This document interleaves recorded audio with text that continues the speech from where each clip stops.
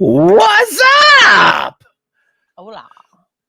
Welcome to the first episode of Kat and Derek Explore the Super Normal. It's a little bit, the super normal. It's a little bit different than what we've done before. It's going to be a little bit more fun. We're still going to be doing the mental health hour.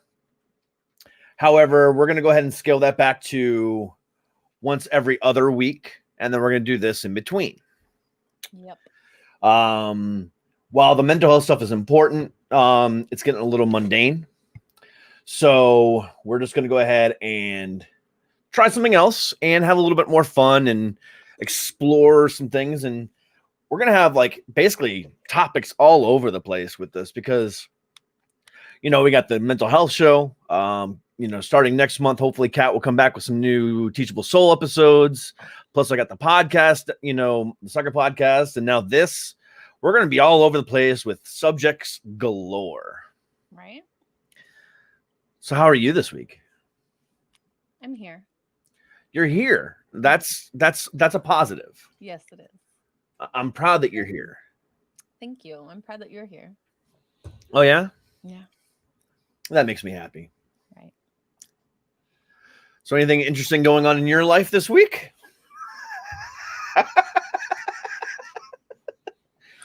Yeah, my kids started their new school this week. Yeah, how's that working out? My daughter's teacher so far seems to be nicer than her old teacher. That is a huge positive. That is a huge positive. Yep. Yep. She seems newer and younger and, more excited to learn. The other one was a little bit older, and I think once they get some years in them, they get tired of kids' shit, which is completely understandable. Yeah. But the young ones are they're still optimistic. They haven't had their soul sucked out of them yet. So. Yeah. That is very, very true. Yeah. I hear you on that. Yeah, I figured you would be able to understand that with Christina. Oh, I should probably be closer to my microphone so you can hear me better, huh? No, you were fine. It was just a little bit quieter, but no big deal. Oh, well, I talk quiet normally anyways, I have found, so this is better. What are you doing? I'm sharing everything. Oh, aren't you supposed to do that during the intro? Yeah, you know what? I was enjoying the new intro music and new graphics. So, I was enjoying that. Right.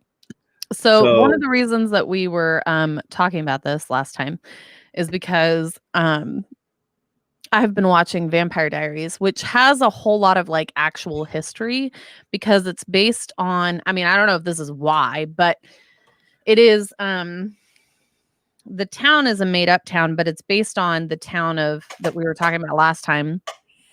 Falls Church, Virginia. Yeah.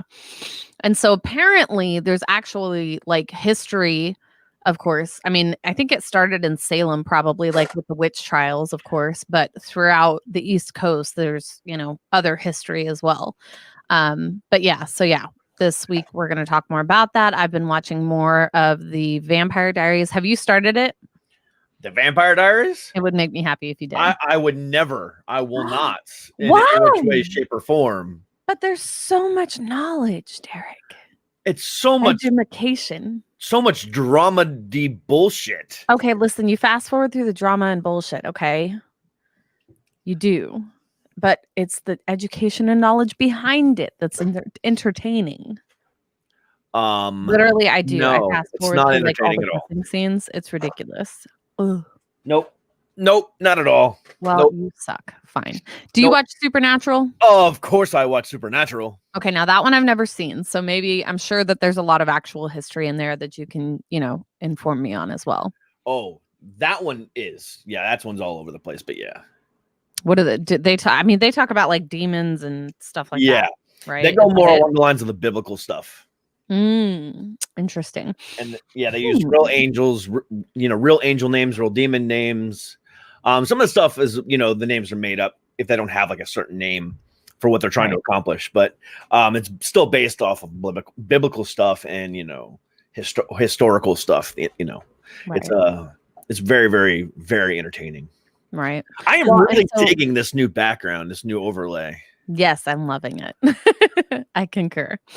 And so, I mean, and last time we were talking about, that's kind of how we led into this, was because there's such a correlation between religion and the witch trials and pretty much anything supernatural. Like, obviously, most religions have an opinion on supernatural things. But I think it really started, at least in America, it started with the witch trials. I could be wrong. Please feel free, anyone who is more educated than me, to correct me on that. But in my research for today, because you said you wanted to focus on the European witch trials and everything else in between. Sure. Okay. Mm-hmm. European witch trials and all the stuff that happened in Europe is what kind of sparked the stuff over here. Correct. So the European witch trials went from the late 1500s through the early 1600s. And our witch trials didn't start until like 1694 is when I believe the Salem witch trials were. Correct. See, I'm educated. Did you say 94? 1694 or something like that. Somewhere in that age range. Somewhere in that timeline, yeah. Yeah, but it was nearly 100 years later that we did it versus when they did it. Correct. Yeah, which is what I found too. And the reason for that was, I mean, partially just because obviously back then there was such a disconnect in, like, we couldn't communicate very easily with the other side of the pond, you know, at all. So, I mean, there was that, but also I found this really awesome timeline that I liked, but I have a timeline. Well, at some point in Europe, I'm trying to find the one where the guy wrote that book. Somebody wrote that book. Have you seen that? I have a timeline here of a timeline of witch hunts in Europe. All right. So around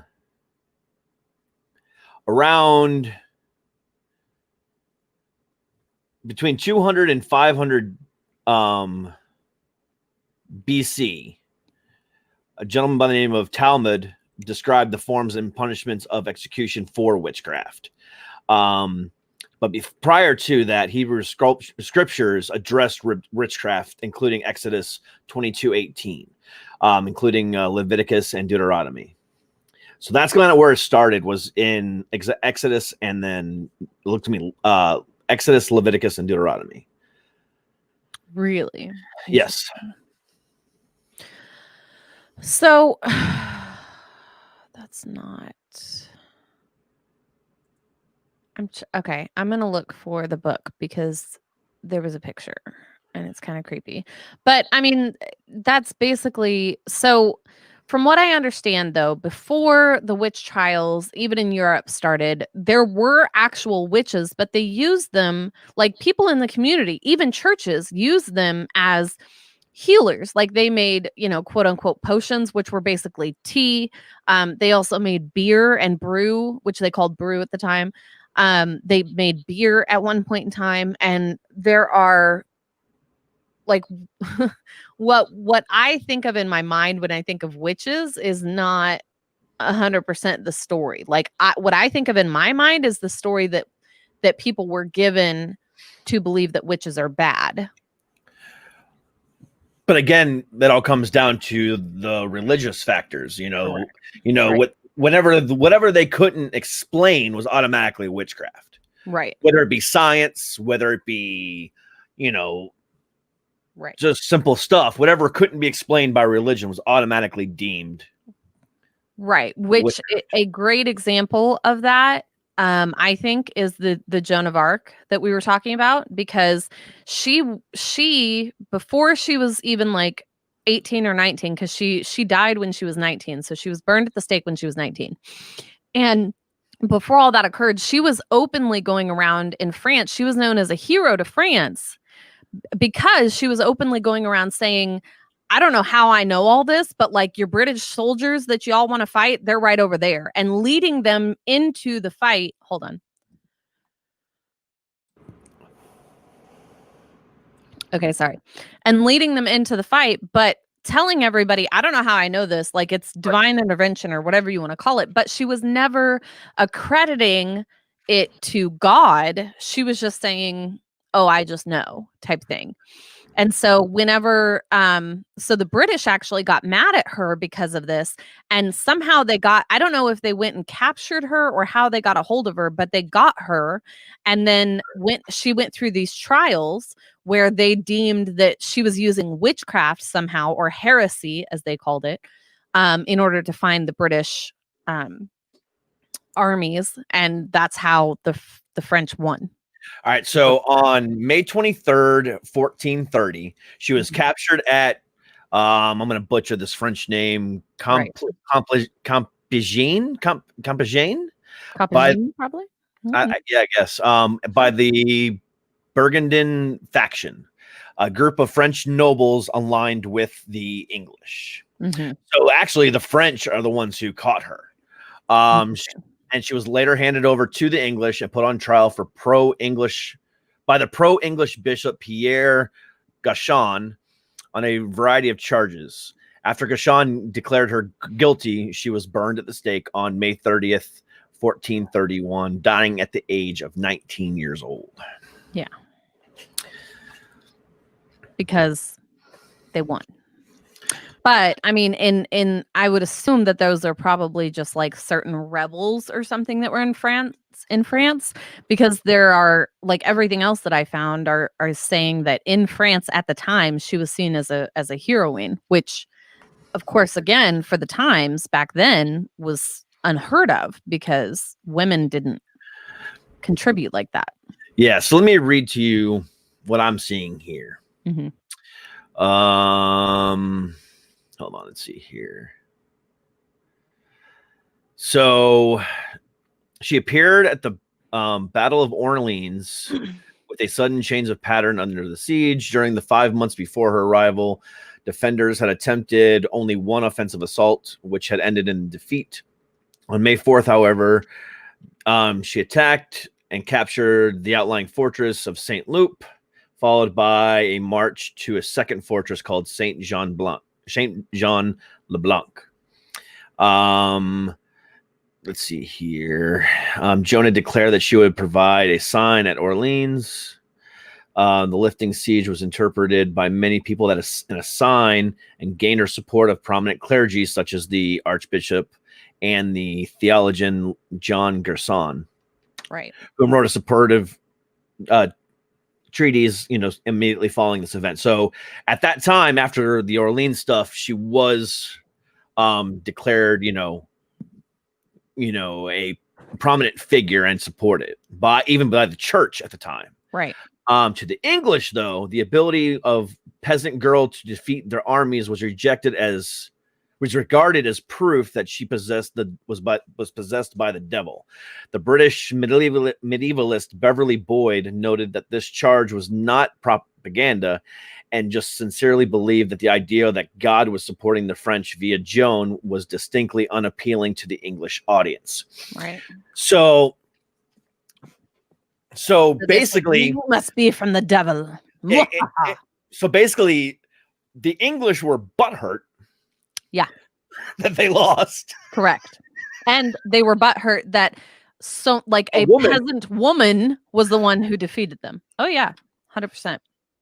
It all comes down to butthurtisms. And then they killed her. Yeah.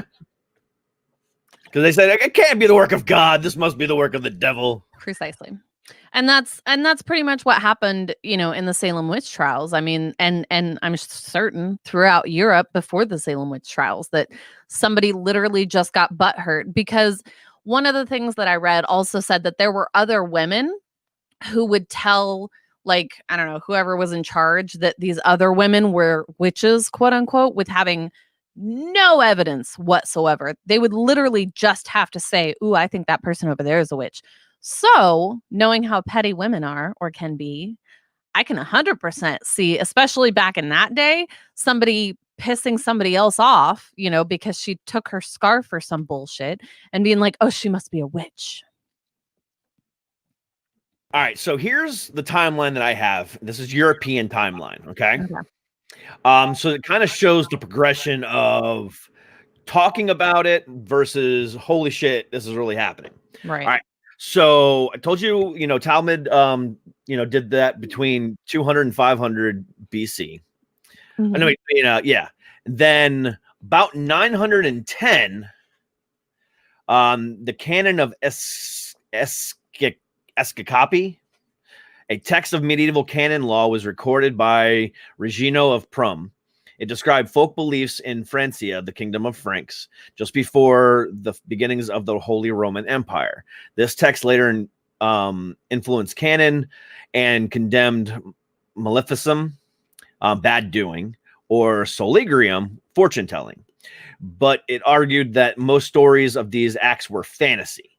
It argued that those who believed they could somehow magically fly were suffering from delusions. So in that year, they pretty much just put it out there. Don't believe it. It's not real. That year, right? 910.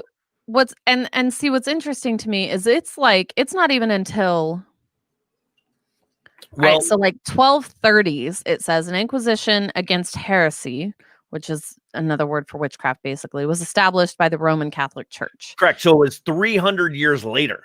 Right. Because you can also see it in here too, Mater Gratian's compiled canon law in 1140. And then in 1154, John Salisbury wrote of his skepticism about the reality of witches riding in the light. So up until 1230, everyone was skeptical and didn't even believe it. And they kept publishing articles about how it wasn't real at all. Right. But then for some reason, you're right, in 1230, an inquisition against heresy was established by the Roman Catholic Church. You notice the pattern here? Yes. Yes, I do. It's Catholicism. I know. It's always fucking Catholics. It's always the Catholics. Mm-hmm. All right. So have you ever heard anything about the Knights Templar? Because I've heard the name, but I didn't understand what it was. That is a whole other thing that we will talk about on a future episode of this, because that just gets me excited. Did you go? No, but it's in the timeline. Oh, but there's so much more to it than that. Oh, I can't wait. Okay. The Knights Templar were rumored, among other things, to be the guardians of the magical and holiest of grails of all things.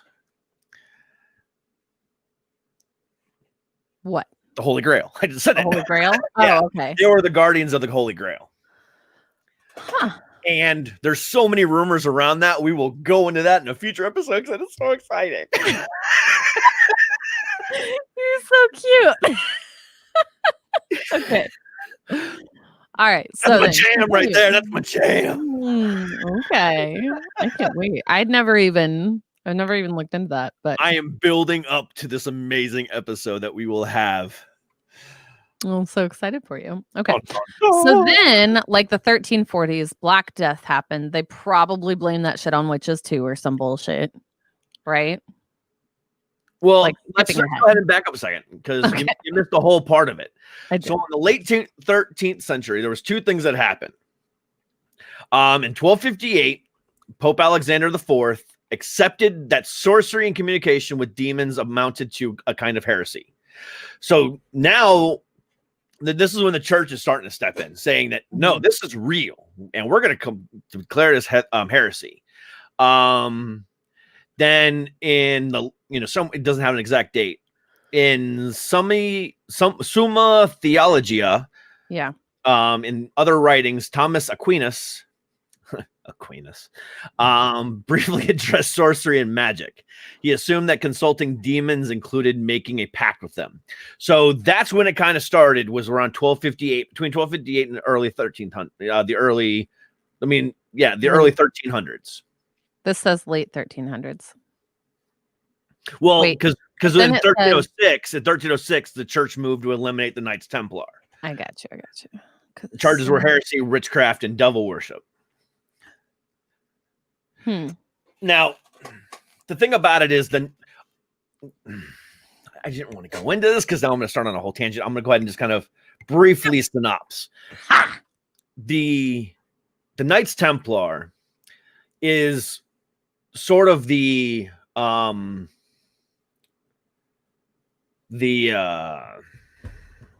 building blocks and the beginnings of what we know today as the word that completely slipped my mind.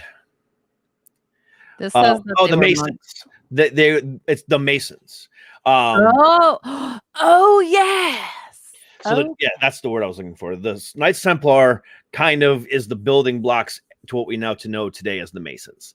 So, and there's a lot of stuff going on with that, which again, we'll cover that in a later episode. Just know that will be discussed because it's so much fucking cooler.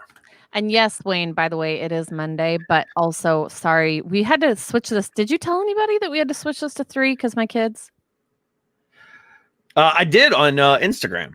Oh, okay. All right. I was just making sure. I didn't see it. I'm not on Instagram all the time. So, yeah. Anyways, but we had to switch this to 3 because my kids. And so, Wayne, if you're just now joining us, we're just letting you know, we're going to go ahead and repeat this. So the Mental Health Monday is still a thing. However, we're doing it every other week now going forward. Between those weeks, we're going to be discussing our version and diving into supernatural occurrences. This week, we're discussing the witch trials and how we got to the point where the witch trials in Salem happened. So everything that happened before then. We're not going to talk about the witch trials. We're going to talk about, the stuff that led. We are. Yeah, but the European version of it. Right. It's led to. Also, Wayne, I got your message. I'm planning to. I promise I'm planning to message you back. I had a really shit week. So I'm sorry, but I will message you back as soon as I am capable. Yes. So again, the Mental Health Hour will return next week, and then the following week we'll dive deeper into the Knights Templar and the Masons. So that'll be that week. But this week, witches. Right. All right. So now go back to the timeline. All right. So again, in 1306, that's when they tried to eliminate the Knights Templar. Mm-hmm. However, in 1316, Pope John VII issued several bulls identifying sorcery with heresy and pacts with the devil. Correct. So again, more condemnment. So it's now. So here's the thing. So all these people prior to the church, right, were saying, "Hey, it's not real. It's not real." And then the church says it's real, and everyone loses their shit. We know that they're conversing with the devil. Exactly. That's what it was. I mean, and that's basically what it comes down to is the church automatically assumed that anyone who was practicing witchcraft was using like black magic or was conversing with the devil or demons or something to that effect. Like they used the word witchcraft and made it synonymous with evil and devil and crap like that, which come to find out is not true. Correct. All right, so let's continue on with the timeline here. Okay. Yeah, we're going to talk about that another time. Sorry. Anyways, continue. Yeah, we're going to talk about that in 2 weeks. Yeah. So the Knights Templar stuff we're going to discuss with all that because there's a lot to that. Right. Oh God, it's going to be so much fun. All right, but anyway, on to witches. All right. Yeah. So in 1317 in France, a bishop was executed for using witchcraft in an attempt to kill Pope John the 12th. This was one of several assassination plots around the time. No, it's 22nd. 22nd? Oh, the 22nd. You're right. Yeah. Pope John the 22nd. You're right. How are there even that many? But what? I don't even know. And how do we go from Pope John the 12th in? I think that was a typo. 1316. Yeah, in a course of like it might be a typo, so it might be the 7th. Yeah, okay. So still might be the 7th. Yeah, no, that's We're gonna assume that's the 12th. That's the 12th. So it seems like the first, according to this timeline, in Europe at least, the first person ever to be executed for witchcraft was a bishop, a Catholic bishop in 1317. This was one of several assassination plots during that time against the Pope or a king, Which is funny, by the way, because like literally everybody outside of the church, other than the church, was like, this isn't even real. It isn't even real. The church is like, no, it's so real, we're going to burn him. Because again, during this time, there was a lot of, Roman philosophers and, this and that and this and that, coming up with all these cool things. And now they're like, oh, wait a minute, science is bad. Witchcraft. Alchemy. It's witchcraft. Can you imagine, when like Ben Franklin, put the key and then, electricity and all that other shit happened? Can you imagine what the church would have said if like all this stuff was happening around that same time? He would have been declared a fucking, witch. Right? Oh, how can you harness the earth's energy? I know. All right. Anyway, how did you pull light out of the sky? Stop it. Exactly. So then after that, nothing really happened until 1340 when the Black Death swept through Europe, adding to the willingness of people to see conspiracies of Christendom. So against Christendom? What is Christendom? I don't know. That's what it says. I'm gonna Google it. Because that sounds like Christendom. Christendom, the worldwide body or society of Christians. That doesn't make any sense then. I don't like this timeline anymore. It's starting to not make any sense. Okay, no, actually it is. Okay, so wait. It says Black Death swept through Europe, adding to the willingness of people to see conspiracies against Christianity. Oh, I get it. So they were okay. So basically they were trying to figure out where the Black Death was coming from because they didn't have science yet. And so they were blaming it on witches, most likely. Correct. And that's saying, exactly what Christendom will save your life. Correct. Gotcha. So that's what happened. So, that's kind of like the first, of many, false flags that occurred in religion and so on and so forth. Right. So, they basically said, hey, this is a cause of, demonic stuff and witchery and so on and so forth. So now come to the Christianity side and we'll help you. Yeah.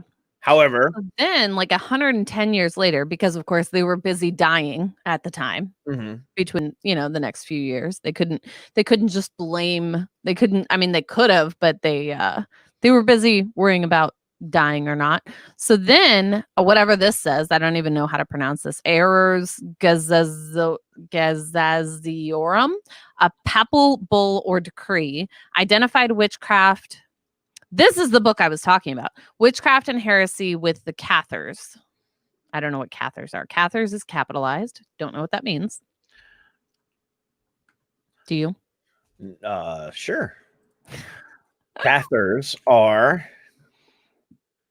also known as Cathari from the Greek, something for pure ones, were a dualist medieval religious sect. Oh, okay. Of southern France.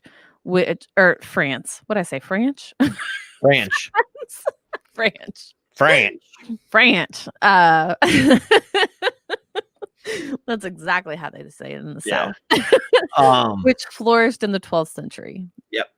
And then and challenged the authority of the Catholic Church. That's probably important. Yep. So now it kind of started to pick up. So in all reality, it really started to pick up in France in 1317 with that bishop who was executed for witchcraft. And then the Black Death hit. Then they started identifying witchcraft as heresy. Then in 1484, so now we're 150 some odd years later, right? Pope Innocent the Eighth issued Summonis Deserentis Affectibus, authorizing 2 German monks to investigate accusations of witchcraft and heresy, threatening those who interfered with their work. So in 1484, that's when kind of shit hit the fan, because now the church is now actively investigating witchery and witchcraft. Yep. Now anything that interferes with what they believe. So now anything that's completely opposite of what they believe, now we're talking witchcraft. Is witchcraft, right? Correct. So that kind of starts the whole thing.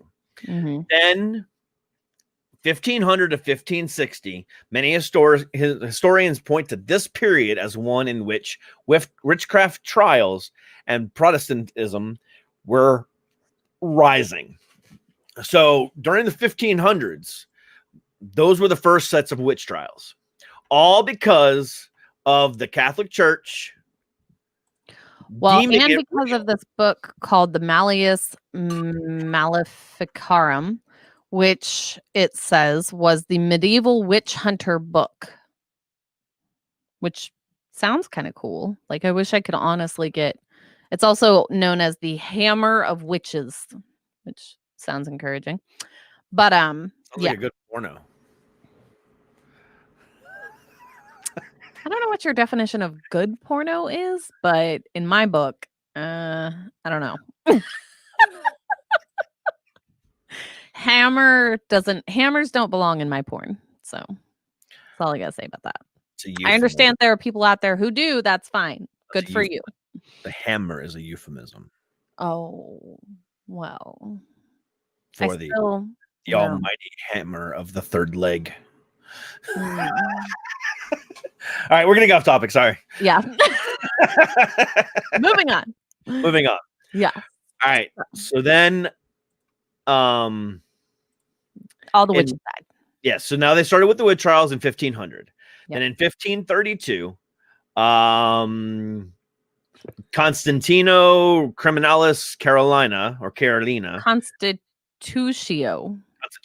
Criminalis Carolina. By Emperor Charles V, declared that harmful witchcraft should be punished by death and fire. Witchcraft that resulted in no harm was to be punished otherwise. Right. So there were some witches who, if they were not found to have, and in Europe, I don't know if this applies to America, but in Europe, there were some witches who, if they were found to not have killed anyone with witchcraft, then they would just be like thrown in jail for the rest of their life. But the ones who they thought killed people were burned at the stake. Correct. Then here's the kicker. In 1542, English law made witchcraft a secular crime with the Witchcraft Act. So now they just said straight up in England, any witchcraft at all is a crime against religion. Right. And we like religion so much. Ugh. So much so that they created their own. Right. We won't even go into the Church of England. That's craziness. Right. But yes. So now, then in 1552, Russia stepped in and completely changed the board. Ivan IV of Russia issued a decree in 1552 declaring witch trials were to be civil matters rather than church matters. So now in Europe, we've got it going on in two different parts. We've got Russians saying, no, this is just a crime against humanity. And then over here, they're saying, no, it's a crime against religion. They can't even fucking figure out what the hell they want to do, but it's automatically a crime. But look at Russia sticking up for the little guy. Whoa. They still issued it as a crime, a civil crime. Well, yeah, but like I would so much rather be, tried by my peers who I live with and see every day than a church who doesn't know me at all because they've never even seen me. It's true. Like look at Russia making good decisions for how was that? How in any which way, shape, or form is that a good decision at all? It was a better decision than, hey, let's make this one big church be in charge of everybody that they've never met before. Well, I'm just saying it's better. I'm not saying it's the best option. There you go. People still died. Don't get me wrong. That shouldn't have. Probably. But again, I would still personally rather be tried by the people who I live with in my little village than not. Yeah, right. Yeah. Anyways, continue. So continuing on. Another wave in Germany was launched between 1560s and 1570s in Germany. Did I say that already? Yeah. And then, and then a physician to the Duke of Cleves published some book called some crap I can't pronounce. De Prestigilis Daemonum. I'm going to say it's that. So it argued that much of what was thought to be witchcraft was not supernatural at all, but natural trickery. The Second English Witchcraft Act was passed during this time as well.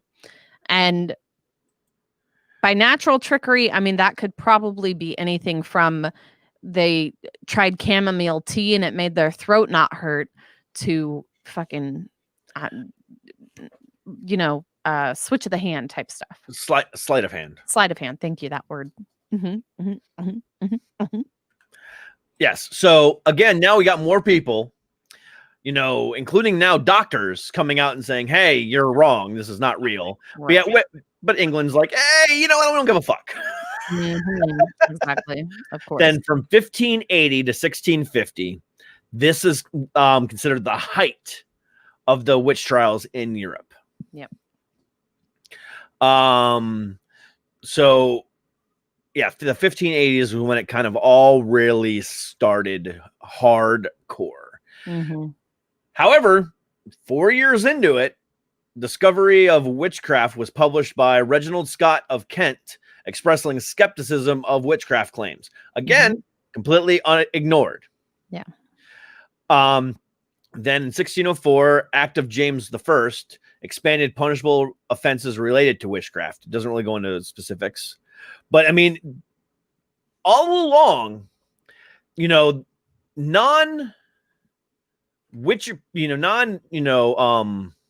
what's the word? Church going, non-church, higher ups are sitting there saying, it's not real. It's not real.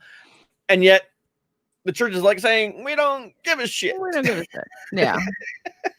They are. So, I mean, if you, where are we? Like the 15 something. So basically for the next 100 to 200, depending on where you're at, years, they continue on with these stupid witch trials. And it's not until 1717 is the last English witch trial for witchcraft that was held, and the defendant was acquitted.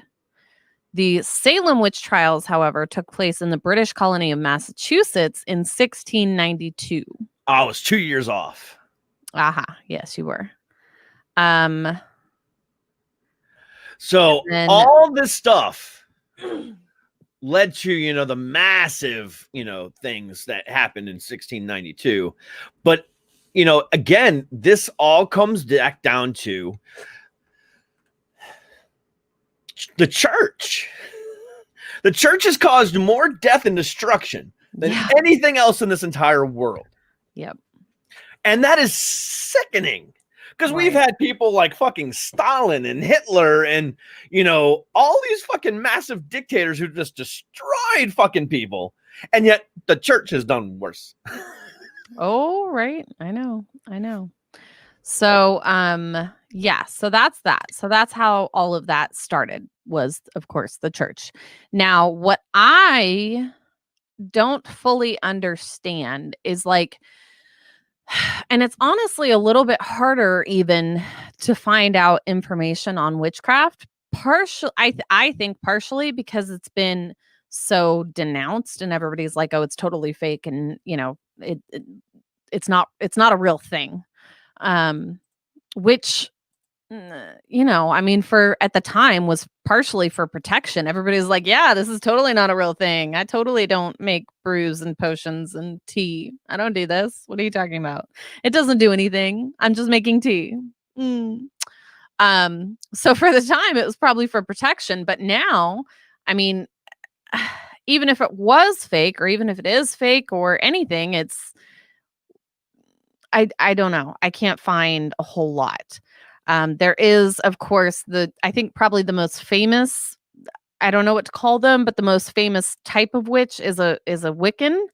But I don't know much about them either. other than I think that their main like core value is peace and love or something like that.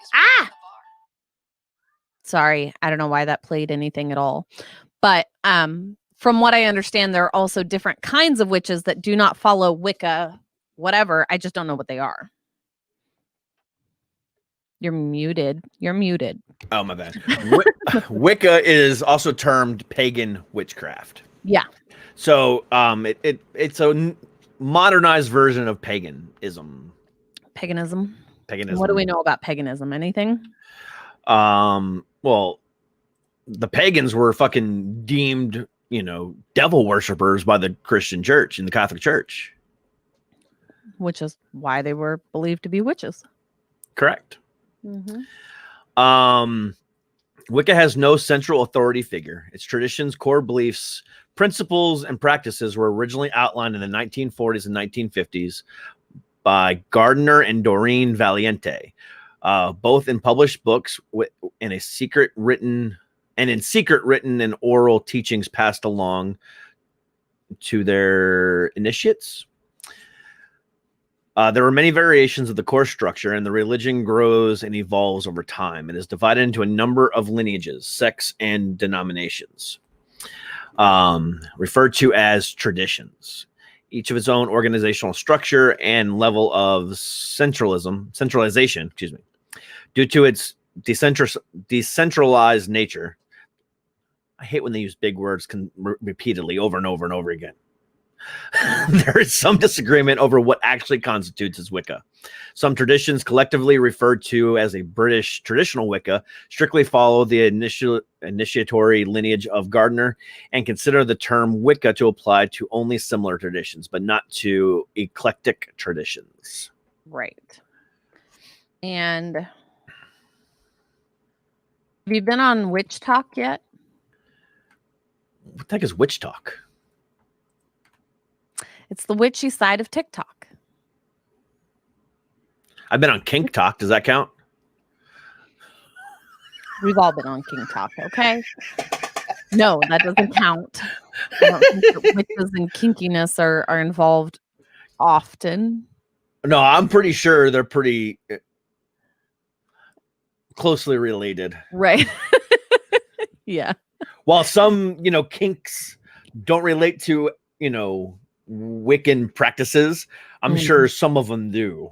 Oh, yeah, for sure. They intertwine quite a bit, I would assume. Yeah, for sure. I was talking, I don't know how this got brought up, but my son and I, we were out hiking the other day, and we were talking about witches for some reason. And I was like, I want to be a witch. I want to be a witch. I want to be a witch. Let me be a witch. And he was like, I mean, as long as there's no like blood sacrifices, okay. And I'm like, yes. But I'm pretty sure blood sacrifices. Right. That's our yeah, line. I'm all about the blood sacrifices. Are you? Yeah, give me a fucking goat. Let's do it. I don't know. I know some people who want to be. Never mind. Anyway. This is not kink talk today. This is witch talk.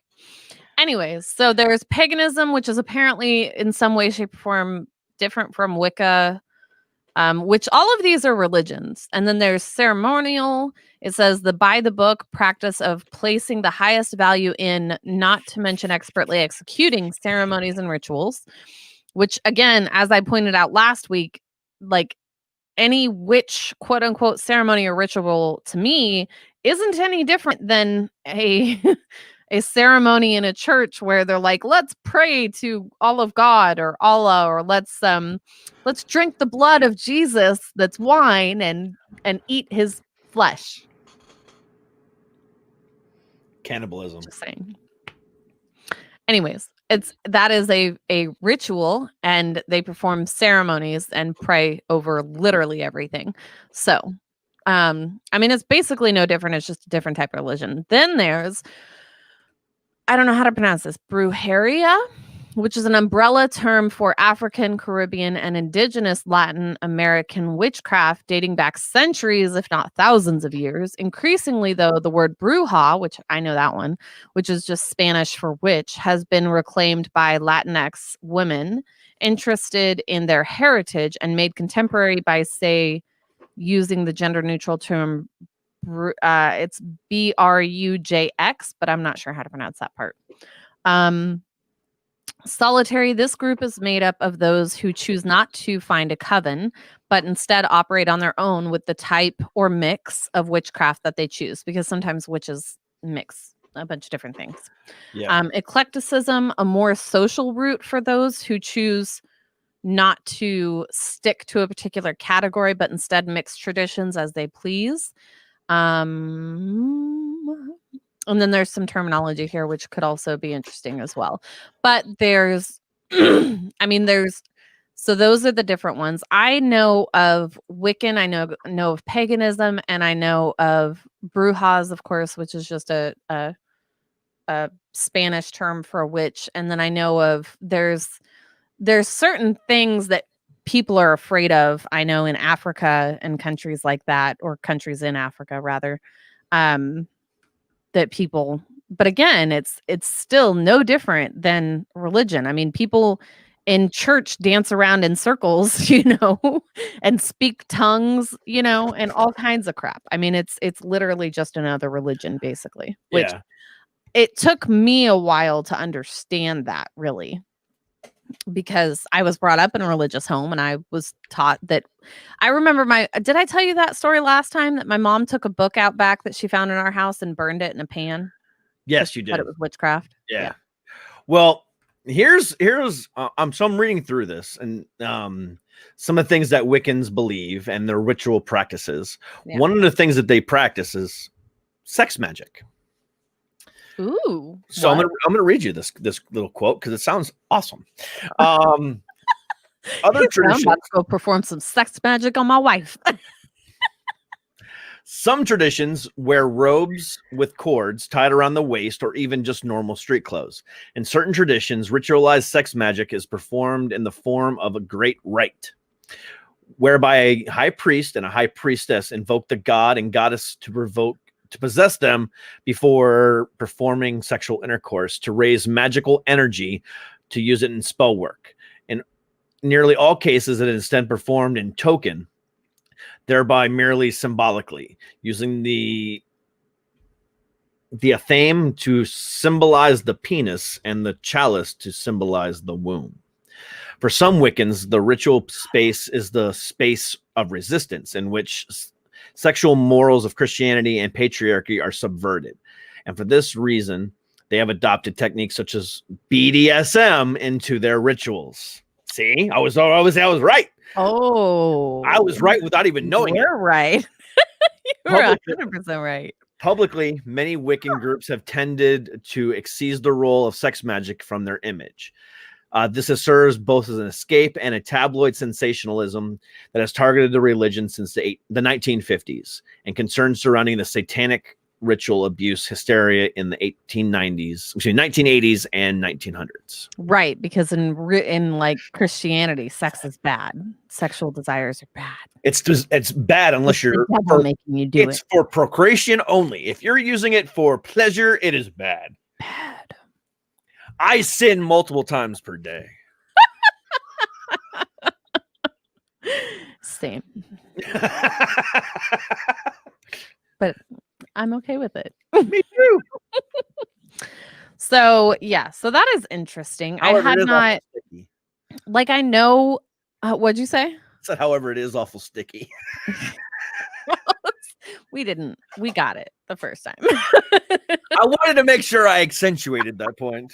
Got you.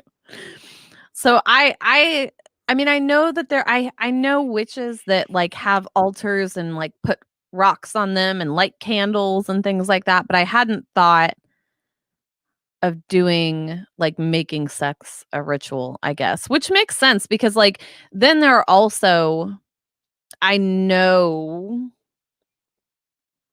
of a church who will hold like a marriage they have like their own, they have a whole Bible study just for people who are married. And I know there was in a church that I had previously gone to, what the pastor who was holding that Bible study challenged all of the couples to have sex at least once a day for 30 days straight, like without any, like for 30 days, once a day, period. And so, I mean, I guess it could be a ritual. They're going to hell. Probably. But they're gonna and actually, in in most religious households, sex can be a ritual, because most of the time they're screaming out to God anyway. Stop it. 100. But so yeah, there's and I think that with you go back onto whatever you were reading before, because I think that like with Wiccan, they really more so believe in like the powers that come from the earth or whatever, like from plants or living things, maybe animals. What's the deal with that? I want to say that there's an association there somehow with earth, but I don't know what it is. All right, so the 5 elements. Many traditions hold a belief in the classical elements, although they are seen as symbolic, as representations of phases of matter. These 5 elements are invoked during magical rituals, notably during the consecrating. I guess that's a word. A magic circle. The 5 elements are air, fire, water, earth, and ether. So basically, they believe in Captain Planet. Right. As most of us do nowadays. What is ether? Spirit. What do they call it? Ether? Ether energy? That's what it's ether means spirit. Oh, well, if you Google ether, a scooter comes up. Well, you have to spell it AETHER. Oh, thank you. Oh, I think that's aether then. Ether. Ether? Ether. It's ether. It is. It's ether. It's ether. That's right. It's ether. Yeah. Yeah. And ether unites all of the other 4. Various analogies have been devised to explain the concept of the 5 elements. For instance, the Wiccan Anne-Marie Gallagher used that of a tree, which is composed of the earth, water, fire. Composed of the earth, which is the soil and the plant matter, water, which is sap and moisture, fire through photosynthesis, and air, the creation of oxygen from carbon dioxide, all of which believed to be unified through the spirit. So she said, a tree is all 5, which kind of makes sense if you think about it. It does. Traditionally in gardening.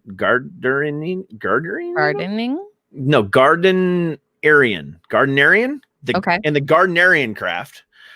These Wiccan. Hey, a note to all Wiccans. Make it English. No. It's millennials like shortened, 3-syllable word, 1-syllable words to, their fucking attention spans are not that great.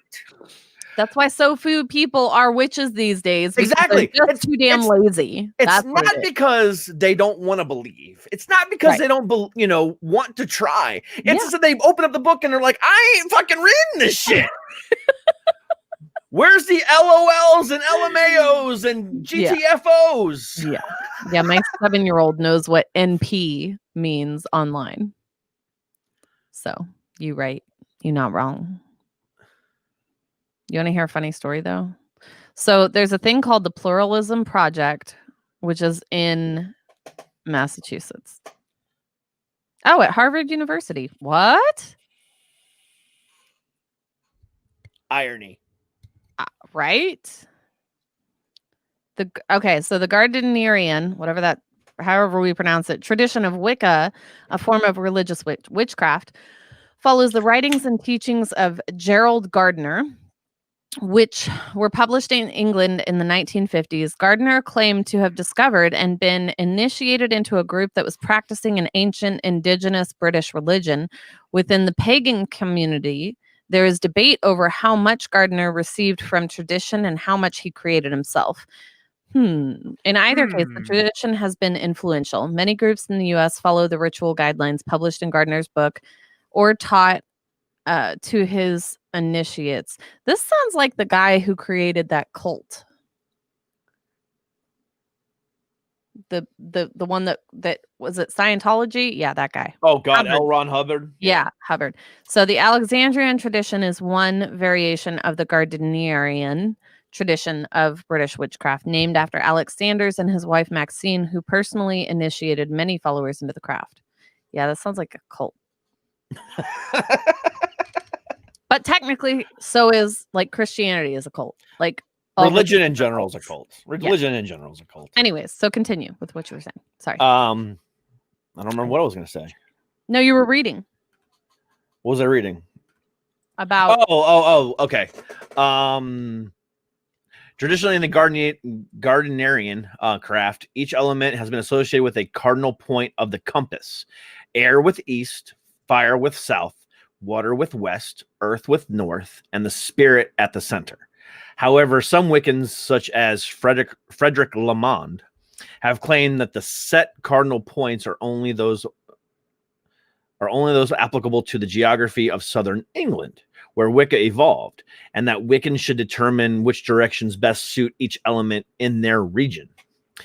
For instance, those living on the east coast of North America should invoke water in the east and not the west, because the colossal body of water, the Atlantic Ocean, is to their east. So apparently this guy wants Wiccans to be fucking, mapeticians. What's that called again? Who creates maps? What are they called? Geographers. Mapeticians. Instead of a mathematician, a mapetician. Oh my God. Okay. This is why I am the stand-up comic of the group. Mapeticians. No, it's just mapeticians from now on. Somebody call the fucking dictionary people. Somebody call Webster. Let him know I made up a new word. Right, we did. The art of making maps. Mapetitionary. Right. Mapetitionary. Nice. Or otherwise known as a mapetician. Right. So Wiccans.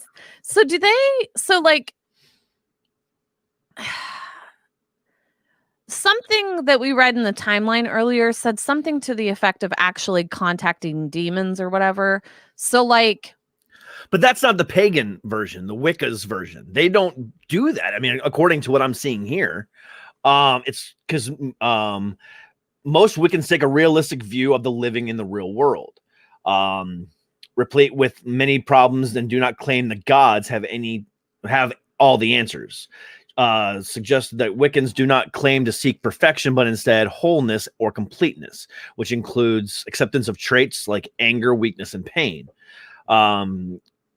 Contrasted Wiccan acceptance of interplay between light and dark against the New Age focus of white light. Similarly, the scholar regent of Geoffrey Samuel noted that Wiccans devote a perhaps surprising amount of attention to the darkness and death. Interesting. Many Wiccans are involved in environmentalist campaigns. That makes sense. All right. So this thing here that I'm reading, there's a section in here that talks about learn the terminology of witches or whatever. And one of it says here black magic, which it says is a form of magic used with dark, malevolent, and harmful intentions, commonly associated with Satanism. Spells have been used for a variety of purposes ever since the days of the Magi of something I can't pronounce and ancient Egypt. But those that are specifically used for negative and or harmful purposes are known as hexes and curses. But when I've been watching the Vampire Diaries, one of the things that happened in there was that basically the witch tried to save this guy's life, and the witch stuff that she talks about and uses is all about balance and nature always has to have a balance. So when she saved his life, she had to take life from something else in order to save him, right? And on top of that, they say that if you mess with the balance of nature, because if you accidentally kill someone that wasn't meant to die yet, basically, then there are consequences to those actions. And I mean, they vary, and who knows who determines what these consequences are. But I understand that, like, from what I understand anyways, there are, I mean, that is a real thing. Like, in nature, there's generally balance. And so I wonder if that applies to just Wiccans, or does that apply to like any and all witch? Or what do they believe? What do you think? He's like, I don't fucking know. Well, I'm trying to figure it out. Because, you know, according to what I just read and what everything I've seen in the prior, you know, being a Wiccan or, you know, that side of witchcraft, you know, again, it's all about positivity and loving Mother Earth and so on and so forth. Right. Mm-hmm. The demonic side, you know, that's when you kind of get into black magic and stuff like that. Right. And everything that I'm seeing here, you know, which I'd be interested also to learn how this all works with like voodoo, because like if you go to New Orleans, voodoo is huge out there. Correct, but that's, you know, the French, you know, Haitian, stuff like that. That's what that's all. So is that a combination of like the African witchcraft and French witchcraft? Because like geographically, I don't think that Haiti is near France, is it? Louisiana voodoo. Okay, so known as voodoo, describes a set of spiritual beliefs and practices developed from the traditions of African diaspora in Louisiana. It is sometimes referred to as Mississippi Valley voodoo when referring to its historic popularity and development in the greater Mississippi Valley. It is a cultural form of Afro-American religions developed by the West and Central African populations of the U.S. state of Louisiana. Voodoo is one of many incarnations of African-based spiritual folkways rooted in West African word I cannot pronounce. One of the two main heritage languages other than Louisiana French, the Louisiana Creole people. It is synchronized with the Catholic and Francophone culture of New Orleans as a result of African cultural oppression in the region, the part of the Atlantic slave trade. Louisiana voodoo is also confused with Haitian voodoo and deep Southern hoodoo, but while related to these terms of religion, it is a system of belief of its own. It differs from Haitian voodoo in its emphasis upon grigri, voodoo queens or hoodoo paraphernalia, and Le Grand Zombie. It was through Louisiana voodoo that such terms as grigri, a warlock term, and voodoo dolls were introduced to American lexicon. Right.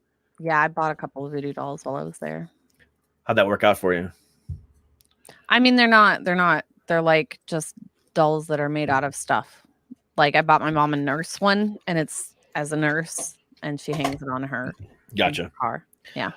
But like Louisiana, I don't know. I went to New Orleans once, and that place is a fucking trip. Have you ever been there? I've driven through it or around it, but yeah. I've never been there. I visited for a couple days. That place, like, and there's a whole lot of French stuff there that you can tell they've pulled it from France, but the whole voodoo thing, like it's a huge melting pot of a bunch of shit that I don't understand, but the energy there is fucking crazy. If I ever went to New Orleans, I would get fat and extremely drunk for days. Yeah. I probably wouldn't recover for a few weeks. I would eat so much jambalaya and gumbo and crawfish. It's so and fucking good. everything around that I would probably explode. And the drinks, they give you these cups that are like 6 inches. No, they're like a foot tall. I have mine. I think it's downstairs. But yeah, it's like a foot tall. They give you these cups to drink out of, and you get to walk around and drink them because they don't have any like alcohol on the street laws or whatever. It's amazing. And the art and the music, and then like the cemeteries, and then like you have like all the ghost tours. I just, man, I want to go back so bad.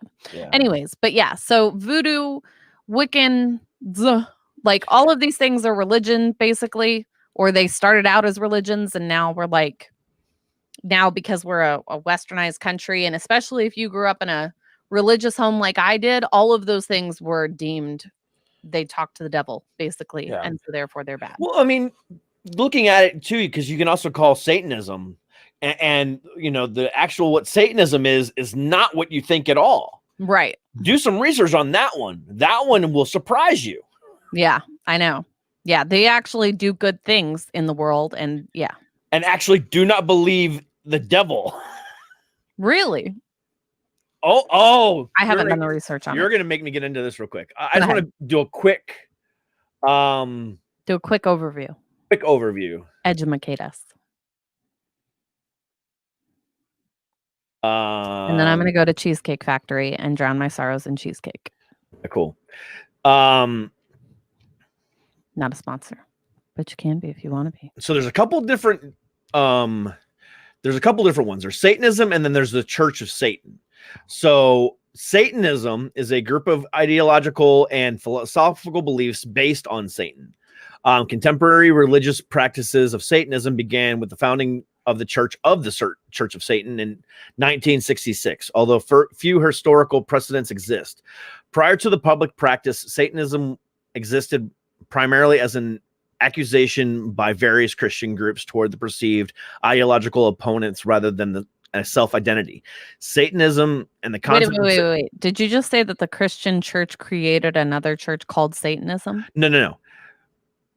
Satanism existed primarily as an accusation by various Christian groups towards perceived ideological opponents rather than a self-identity.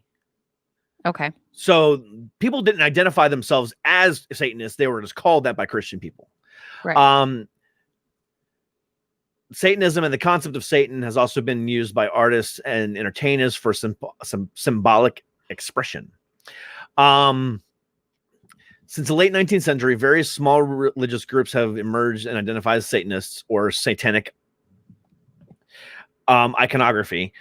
Satanist groups have appeared after the 1960s, widely diverse, but two major trends are theistic Satanism and atheistic Satanism.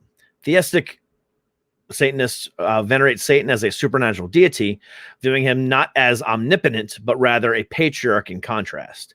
Atheistic Satanists regard Satan as merely a symbol of certain human traits. Interesting. Yes. So it's not like there's a lot to it, but it's more along the lines of, you know, Satan represents the true human.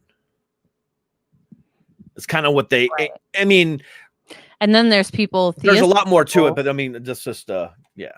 Right. And then there's theistic people who believe that who do somewhat worship him. They see him as like a higher being. And then there's the non-theistic people who believe he's just like us. Correct. Got you. But again, devil worship doesn't exactly, isn't exactly what you think it when you think it is. It's more along the lines of a belief in people versus rather a belief in Satan.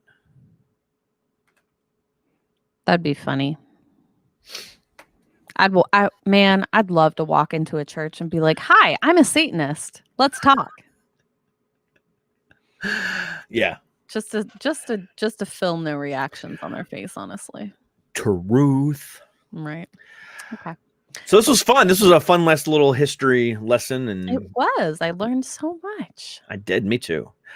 So a couple announcements before we get going. Sure. Tonight on Suck It Podcast, I have a returning guest in Bashir Hogue, who just released a new album last week. So we'll be profiling that album, listening to some of his songs and going over some of the creative process. A little bit of a different type of episode, solely focused on the album. So that's going to be fun.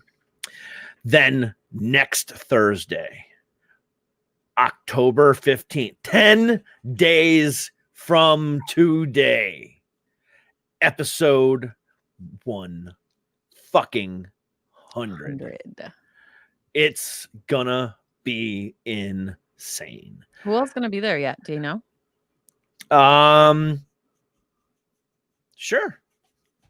No. Okay. I do, but we're not going to talk about that because it's surprise. I do, however, one person that's going to be there.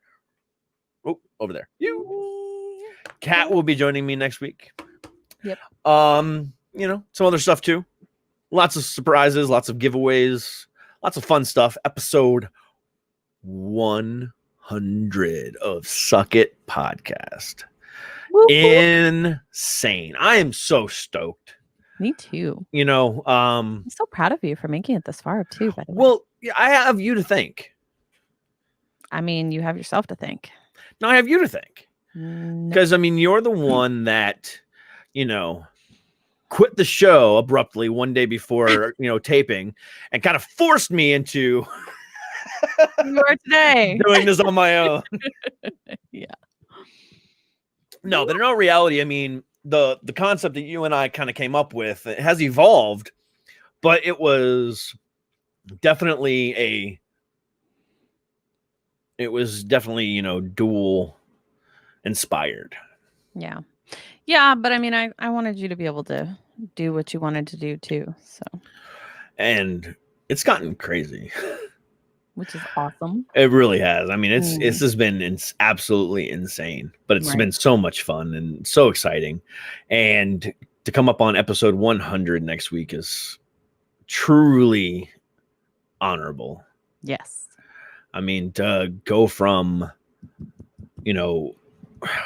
what was it? When you left, we were just 6,000-7,000 downloads a day or whatever it was, 3 times a week, whatever it was. Right. To now 30,000, 600,000 people a month. Right. And then another couple thousand between Twitter, YouTube and Facebook. I just had a Facebook video from last week when I interviewed that guy from ABC, hit 20,000 views. Nice. It's insane. It's, in such a short period of time, 9 months to go from what I was before with Cameron, and then, from what happened with you and I, and then to Nicole, to now, just. It's amazing. It really is. And it's a lot of fucking fun. It is. And I cannot wait for the next 100. I know. It's only going to get better and better and better and better and better and better. But anyway. Yes. Okay. So come back tonight for me and Bashir Hogue, going over some music, playing some music, honoring him and his awesome new album. I listened to it a little bit earlier. It's pretty good. But now I'm going to share it for the world to it's been out for a week, but you know what? Now it's time to give him a little bit of a big platform to talk about it. Yep. So join me again tonight, Bashir Hogue, 8 p.m. East, 5 p.m. West. Suck It Podcast. Enjoy your Cheesecake Factory. I will. Thank you. Love ya. Love ya. Bye. Bye.